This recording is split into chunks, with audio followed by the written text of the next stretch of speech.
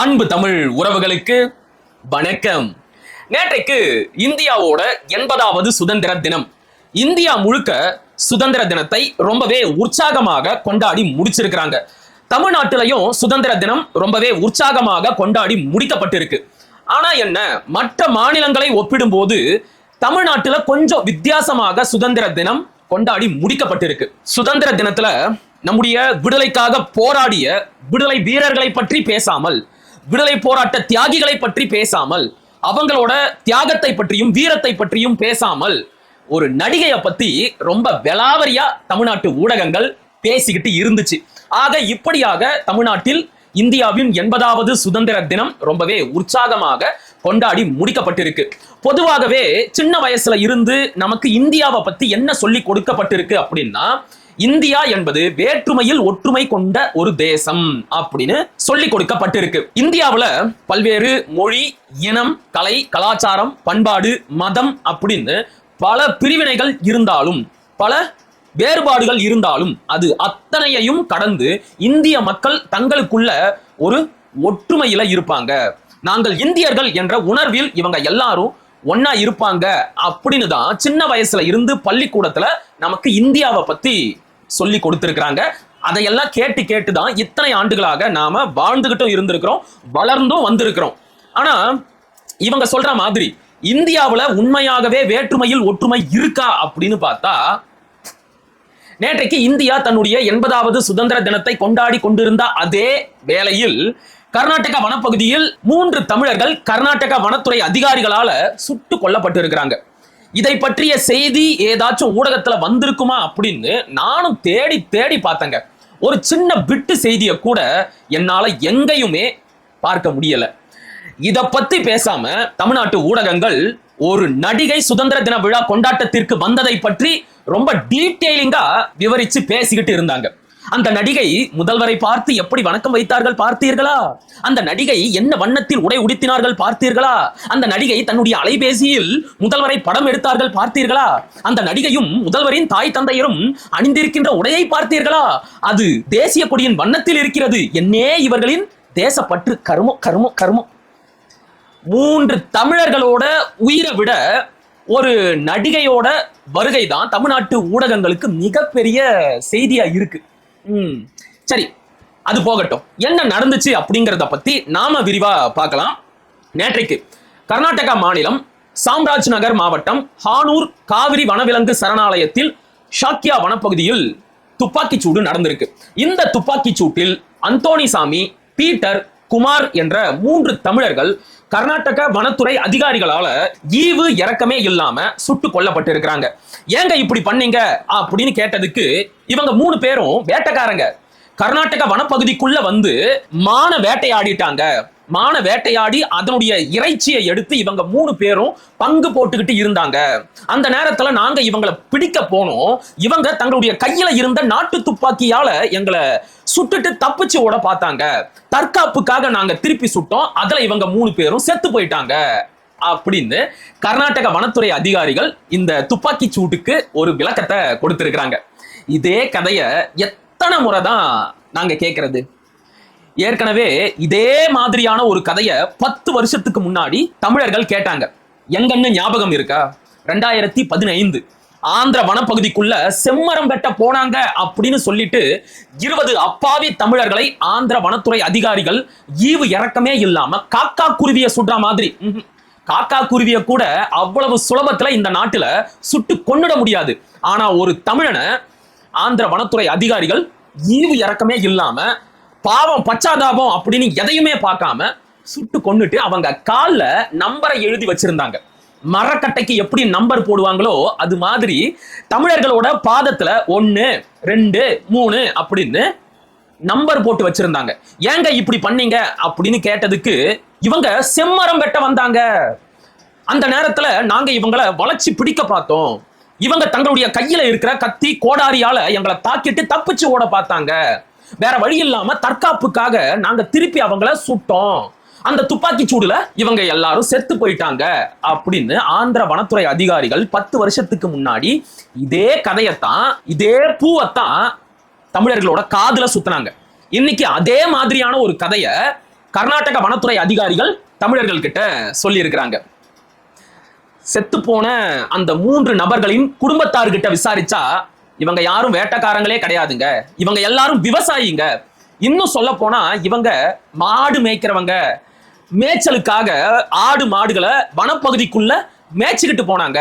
மேய்ச்சலுக்கு போன மாடுங்க திரும்பி வரலன்னு அதுங்களை தேடி போகும்போதுதான் கர்நாடக வனத்துறை அதிகாரிகள் இவங்களை சுட்டு கொண்டு இருக்கிறாங்க அப்படின்னு செத்து போன அந்த 3 நபர்களோட குடும்பத்தார் ஊடகங்கள் கிட்ட பேட்டி கொடுத்திருக்கிறாங்க. எதுவா வேணும்னாலும் இருக்கட்டும், அவங்க வேட்டைக்காரங்களா இருக்கட்டும், விவசாயிகளா இருக்கட்டும், மாடு மேய்க்கிறவங்களா இருக்கட்டும், எதுவா வேணும்னாலும் இருக்கட்டும், யாரா வேணும்னாலும் இருக்கட்டும், கர்நாடக வனத்துறை அதிகாரிகள் என்ன செஞ்சிருக்கணும்? அவங்கள கைது பண்ணி சட்டத்தின் முன்னாடி நிறுத்தி விசாரிச்சு அவங்க தப்பு செஞ்சிருந்தாங்கன்னா, அவங்க உண்மையாகவே வேட்டைக்காரங்கன்னா, அவங்க உண்மையாகவே மான வேட்டையாடி இருந்தாங்கன்னா சட்டப்படி அவங்களுக்கு தண்டனை வாங்கி கொடுத்திருக்கணும். அதை விட்டுட்டு பார்த்த உடனே அவங்கள சுட்டு கொல்ற அதிகாரத்தை கர்நாடக வனத்துறை அதிகாரிகளுக்கு யார் கொடுத்தது? யார் கொடுத்தது? இது தொடர்பாக கர்நாடக முதலமைச்சர் DK சிவகுமார் ஓய்வு பெற்ற நீதிபதியோட தலைமையில ஒரு விசாரணை ஆணையம் அமைச்சிருக்கிறாரு.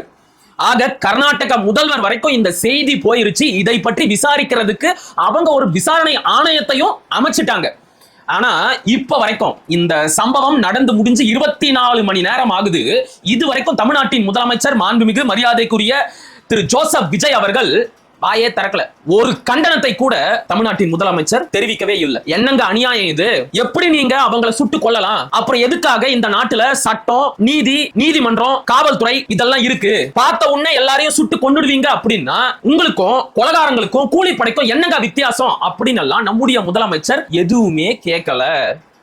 கடந்த காலத்துல இதே மாதிரி தமிழர்கள் அண்டை மாநிலங்கள்ல தாக்கப்பட்டு இருக்கிறாங்க. அதுக்கு நிறைய சம்பவங்களை எடுத்துக்காட்ட சொல்லலாம். அப்படிப்பட்ட சம்பவங்கள் நடந்த போதெல்லாம் தமிழ்நாட்டில் ஆட்சி அதிகாரத்தில் இருந்த திராவிட திருவாளர்கள் அம்மையார் ஜெயலலிதாவோ, ஐயா கருணாநிதியோ, ஐயா ஸ்டாலினோ வாயை திறந்து எதுவுமே பேச மாட்டாங்க. ஏன்னா தமிழர்களை அடித்தது, தமிழர்களை கொன்றது அவங்களோட சொந்தக்காரங்க. அவங்க சொந்தக்காரங்களை அவங்களே கண்டிப்பாங்களா? மாட்டாங்கல்ல. சாகிறது தமிழன் தானே, செத்துட்டு போட்டோம். இதுங்க சாகிறதுக்குன்னே பிறந்ததுங்க. காலகாலத்துக்கும் கன்னடனுக்கும் மலையாளிக்கும் தெலுங்கனுக்கும் அடிமையா இருக்கிறதுக்கே இதுங்க பிறந்ததுங்க.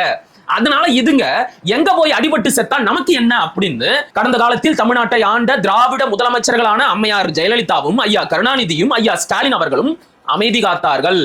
ஆனா இன்னைக்கு என்ன கேடு? இன்னைக்கு என்ன கேடுன்னு கேட்கிறேன். ஆள்வது ஒரு தமிழர் தானே, அப்படித்தானே அவரும் சொல்லிக்கிறாரு.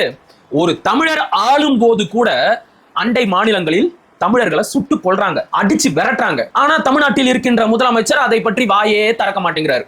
அவர் எதை பத்தி தான் பேசியிருக்கிறாரு? இதை பத்தி பேசுறதுக்கு எந்த விளைவுகளுக்கும் பொறுப்பேற்காத ஒரு பொறுப்பற்ற அரசு தமிழ்நாட்டில் நடந்துகிட்டு இருக்கு. காவிரியில தண்ணி வரல அப்படின்னு கேட்டாலும் பதில் சொல்ல மாட்டாரு. சட்ட ஒழுங்கு சீரழிஞ்சு போச்சு, இதுக்கெல்லாம் என்ன நடவடிக்கை எடுக்க போறீங்க அப்படின்னு கேட்டாலும் பதில் சொல்ல மாட்டாரு. போதைப் பொருளை ஒழிக்கிறேன்னு சொன்னீங்களேயா, இங்க போதைப் பொருளை விற்கிறாங்கன்னு ஒரு பையன் சொன்னதுக்கு அவனை அடிச்சே கொண்டு இருக்கிறாங்களே, அதுக்கு என்ன பதில் சொல்ல போறீங்க அப்படின்னு கேட்டாலும் பதில் சொல்ல மாட்டாரு.